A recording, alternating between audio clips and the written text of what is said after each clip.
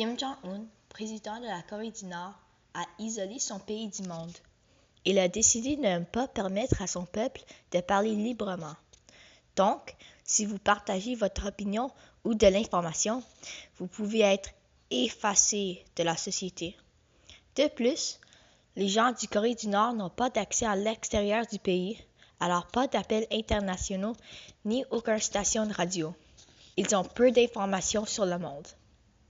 Alors, notre problème à résoudre est les droits de l'homme, plus précisément la liberté d'expression dans la Corée du Nord. La solution, elle est loin d'être facile, mais elle est définitivement possible.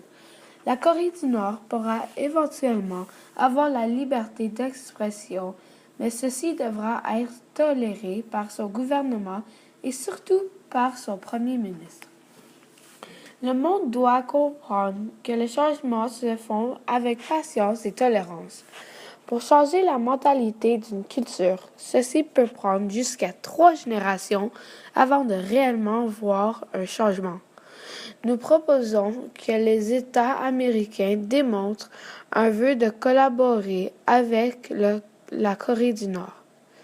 En faisant une déclaration comme celle-ci, le président Kim Jong-un sera définitivement à l'écoute. Ceci est déjà un premier pas dans la bonne direction. La Corée du Nord est présentement très dépendante de la Chine pour des ressources comme l'énergie et l'alimentation.